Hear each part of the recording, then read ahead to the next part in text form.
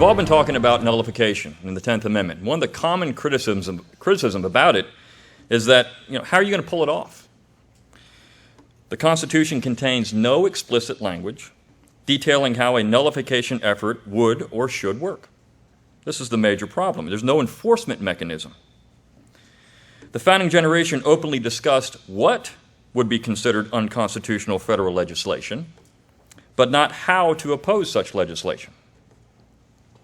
Some members of that generation mentioned the federal courts. Patrick Henry, for example, said during the Virginia Ratifying Convention that he hoped the federal court system would be used as a backstop for an out-of-control general government. But not everyone was convinced. But this presentation that I'm going to talk about today is not about the compact fact of the Constitution. Now, that's something that Kent was talking about. It's a compact fact, not a compact theory. I think that's one thing you need to change in your discourse. When people say, well, it's the compact theory of the Constitution. No, it's the compact fact of the Constitution. I'm not going to talk about the varying interpretations of the document or the ratifying debates themselves. What I'm going to talk about is one lost component of nullification and the nature in which the Constitution was conceived and ratified. That is the purely American model of a convention. So as other speakers have noted or will note, nullification is a broad term and can be applied in various ways. In fact, I was perusing Edmund Morgan's Stamp Act Crisis, and this book was written in 1953. And he actually had a title in this book. Now, this is about the Stamp Act Crisis, so we're talking about 1765. He has a title chaptered Nullification, title said that is titled Nullification. Nullification. So this is a lost story of that period, leading to the American War for Independence. The Suffolk Resolves, if you've never read them, clearly advocated a position of nullification in regard to external taxation, and the judicial model of Virginia allowed local courts to essentially nullify decisions they did not believe to be constitutional that cascaded down from Richmond. So nullification is actually born in the American constitutional crisis that became independence in 1776. That's the lost story. We often say nullification starts in 1798. It doesn't. It starts in 1765. During the Stamp Act crisis, many colonies simply refused to issue the stamps. While the Assembly of Rhode Island, there's Rhode Island again, passed a law protecting judges who refused to comply with provisions of the law. So if the judges said the legislature of Rhode Island, the colonial legislature said, we're going to protect you. You're not going to get arrested by those British officials. Now, the historian Jack Green has, in my mind, conclusively proved that the American War for Independence was nothing more than a conflict over the nature of central power and the relationship between Parliament in London and the colonial legislatures in North America. Morgan also nicely outlined this by expanding on the political ideology of Francis Bernard. Now, Francis Bernard was the royal governor of Massachusetts in the period leading to the infamous Stamp Act of 1765. Bernard believed that power was far too decentralized in the colonies, and so he pushed for tighter parliamentary control of local government, as did most British officials, including the great William Pitt. He also conceded that unless the colonies were represented in Parliament, they should have some control over local matters, again, getting to this idea of nullification. This, in fact, was the custom and precedent that had been established by the years of salutary neglect. American colonists would often concede that Parliament had the power to regulate international trade, monetary policy, and international trade, and provide for the common defense of the colonies, but all other issues, I should have said, monetary policy, internal trade, all of those things would be left to the local assemblies. Bernard also understood that the people of Rhode Island and Massachusetts were different. Rhode Island and Massachusetts were different and could not be lumped together in any reasonable way culturally. People in Rhode Island, I've actually had students from Rhode Island, they hate people from Massachusetts. Well, we agree, I have to say, though, everyone knows, I'm sure you've heard of, Tom Woods is also from Massachusetts, so I give him a hard time about that sometimes. You're from Massachusetts. But nevertheless, he thought that consolidation was the only way to improve factional divisive and inefficient government in the North American colonies. I mean, this is what was going on. You had 13 independent countries, essentially. That should sound familiar, really, to us.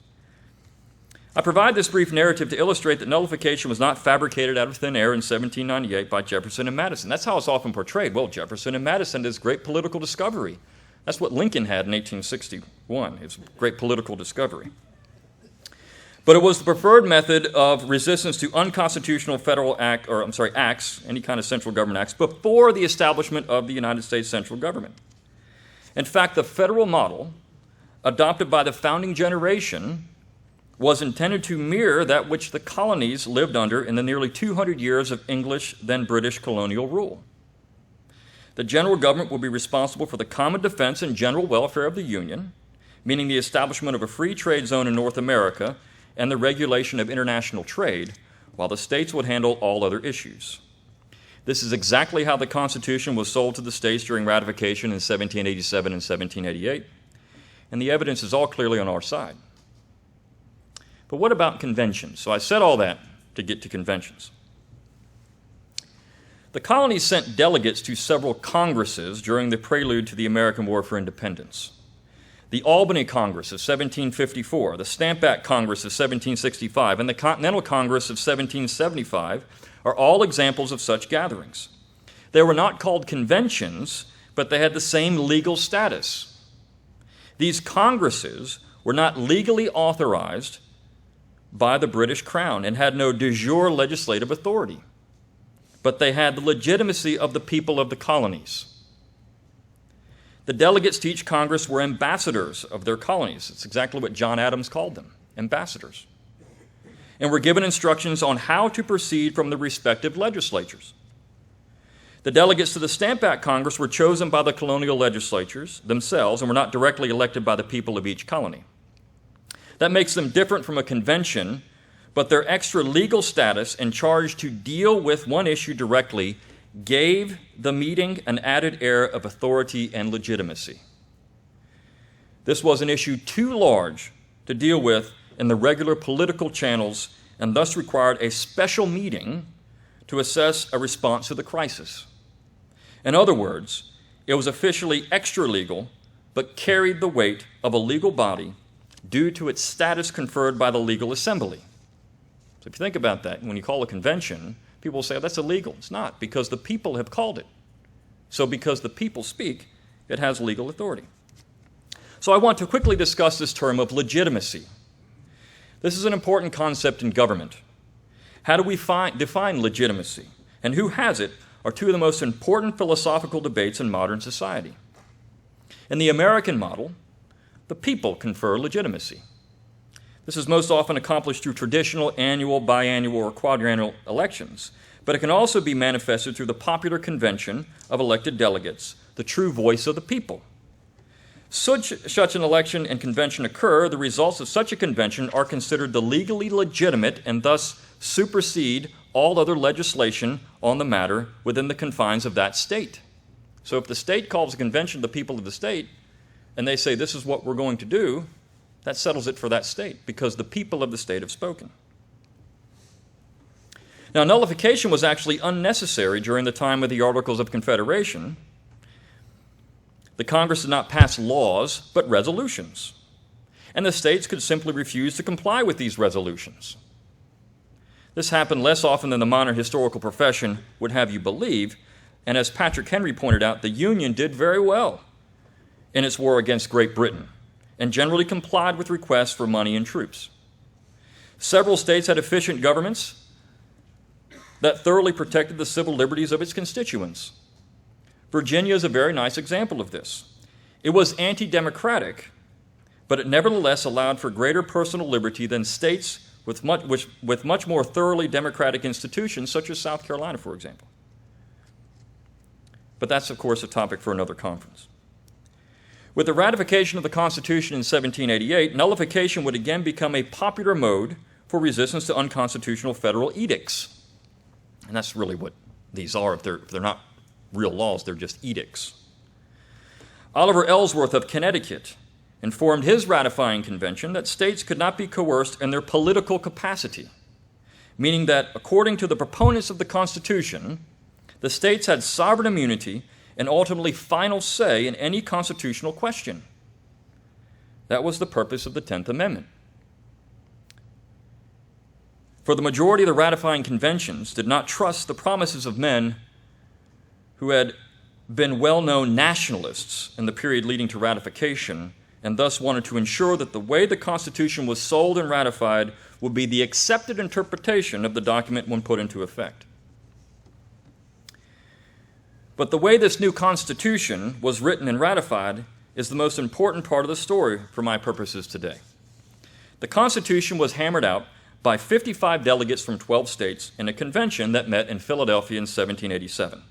This is more properly known as the Philadelphia Convention, not the Constitutional Convention. I mean, that's what they called it at the time. The delegates were chosen by the state legislatures, and as per the Articles of Confederation, were operating outside of the legal authority of the United States government. It's something we forget. The Annapolis Convention of 1786, which was attended by delegates from 5 states, including Hamilton, Madison, Tench Coxe, John Dickinson, and St. George Tucker, was elected in the same manner but did not have a quorum to conduct business. But had delegates from enough states shown up, it would have had the same legal weight as the Philadelphia Convention of 1787. The Philadelphia Convention proposed a new constitution, but it really was a worthless scrap of parchment until 9 states, through conventions, ratified it. Not much has changed. It still is a worthless scrap of parchment. The political class and the general government still consider it that way. The Philadelphia Convention spawned the 13 ratifying conventions that eventually gave the Constitution its life and validity, as Madison put it. These conventions were elected by the people at large in districts for the sole purpose of debating the merits of the new Constitution. They could accept or reject the document, and thus it proves that the people of the states, not the one American people, as Marshall ingeniously said, but it's the people of the states, had full control over the destiny of the United States central government. As John Taylor of Caroline once wrote, believing that a constitution by or for the American people is like believing there's a utopia for utopians. It doesn't exist. Now, the historian Pauline Maier wrote the most detailed discussion of the ratification process. Her work is entitled Ratification, The People Debate the Constitution. Now, it has several problems, not the least of which is her complete disregard for the importance the founding generation placed on the maintenance of state powers, and by default, real federalism. But she did highlight how the ratifying conventions and subsequent ratifying debates were the fullest expression of popular legitimacy in American history to that point. Not to that point, and I'll get to this in a minute. These conventions had more power than the state legislatures. That was by design. If the conventions rejected the Constitution, as North Carolina did in its ratifying convention, it would not be legally bound to the new central authority. Rhode Island did not call the convention until 1790, and thus remained a virtual independent republic until it rejoined the Union following its ratification convention. The framers in Philadelphia knew that the Articles of Confederation required unanimous consent of the 13 states to alter the document, so they got around that. Article 7 of the Constitution only required 9 states in convention to make it valid. Convention served as this popular extra-legal method to skirt the requirements of the existing governing document for the United States. This set a very important precedent. These ratifying conventions, in essence, nullified the Articles of Confederation without the consent of the state legislatures and erected a new central authority in clear violation of the current governing document for the United States. In other words, these conventions had legitimacy. All conventions do.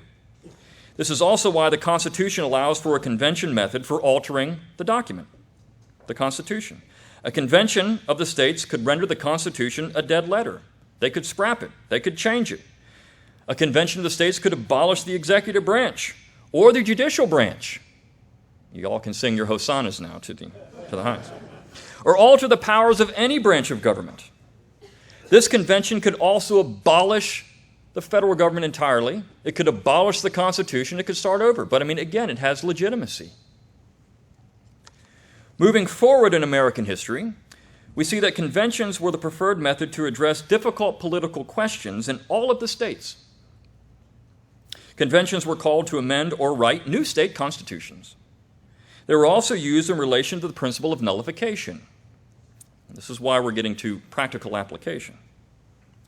This, unfortunately, is the lost history of nullification. The first instance of the convention method in relation to nullification took place in 1814 in Hartford, Connecticut. There, five delegates from 5 states, Massachusetts, Connecticut, Rhode Island, Vermont, and New Hampshire, met to discuss action against the unconstitutional acts of the central government. That's what they called them. And these laws were in relation to the War of 1812. These conventions and delegates were elected by the state legislatures and carried, again, extra legal weight. Proceedings were secret, and there are few records, but in addition to nullification and amendments offered to the Constitution, these delegates also debated the possibility of New England secession. I mean, if only that had happened. We should really be all over this today. You know, why should we leave? I mean, it's the deep north. I mean, they're the abnormality, right? The rest of us, it's always been the rest. That's the normal. It's the deep north that's always been the abnormal.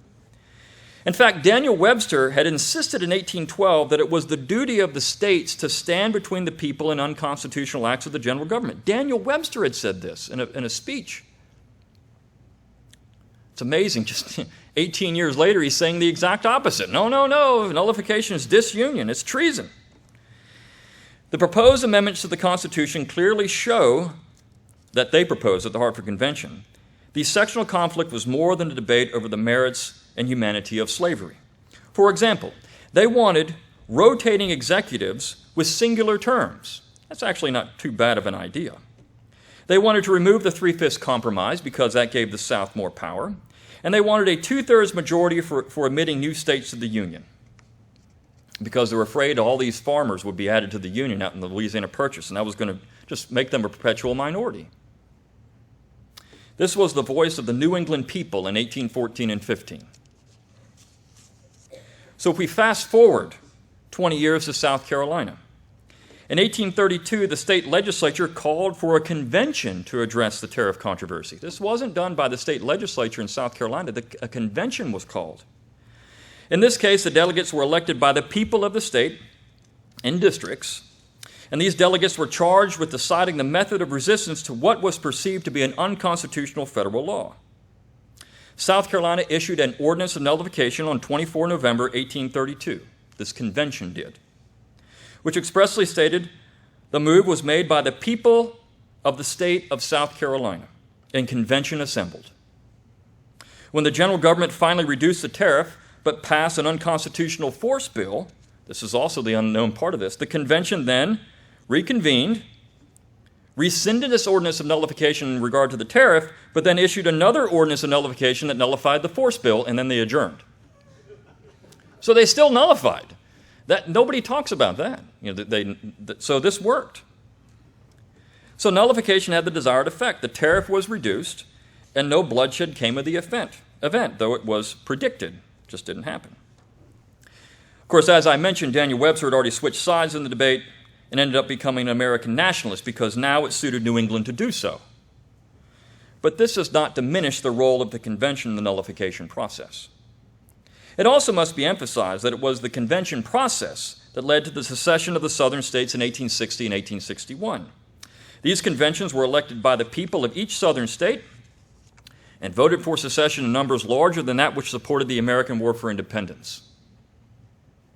The convention was also called to meet in Washington, D.C. in 1861 with the express objective of coming up with peace proposals that would be acceptable to all states and sections. 21 states were represented at this convention, and it had extra legal authority to make proposals to the states. There is nothing in the Constitution that authorized this meeting. But at any time, the people of the states can use the convention method to make recommendations at the very least. At any time. This brings us to the current push for nullification efforts across the United States. How could the convention be used to further the call for greater resistance to federal overreach?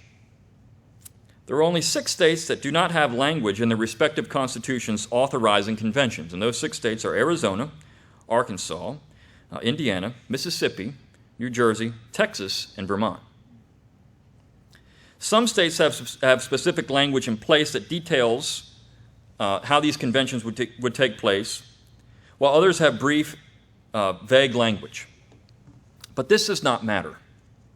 As history has shown, any state legislature can call the convention for any reason and charge it with a singular or multiple objective. Whether these delegates are chosen by the people at large or by the state legislature is up to the state. But typically, those that have been led by the people at large are better representatives of the voice of the people than those chosen by the state legislatures. Unfortunately, this history has been lost, and the apathy that saturates the American polity would make calling a convention difficult. We have to admit that. We're fighting a long war that requires tremendous education efforts, both the people at large and our representatives in government. Most people don't even understand how a convention would work or the important history they played in the formation of the American Union and of efforts to beat back unconstitutional government. We think we are hamstrung by phony rules that do not apply to the convention process, the voice of the people. But this should not deter us. If we truly believe in a government of the people, by the people, and for the people, then conventions are the only mechanism available that can truly be called the voice of the people, of the states. They are not a utopian fallacy, but a practical and workable extra-legal method to deal with major political questions. The Union was created by convention. It can be amended or destroyed by a convention. It can also be sheared of its unconstitutional acts by convention. Perhaps this is why no one in the political class talks about conventions any longer. They have more often than not feared the voice of the people. We see what's going on now in our current election cycle. Even our modern political conventions are rigged. Just ask Bernie Sanders. That alone should be enough to prod people in a different direction. We have history on our side and real examples of change. I did a podcast, and I talked about why Americans are angry. We see they're angry, and we've mentioned this a couple times. Americans are angry because they really have no control of their general government at all. You don't. You're not represented. Money rules the political process. But in the states, you still have a chance at real control. And if people would call a convention, and if the voice of the people would speak on an issue, whatever it is, that would carry much more weight than a state legislature simply passing a resolution saying, we support the 10th Amendment, because the people will speak. It is now up to us to make this method known. Thank you for your time.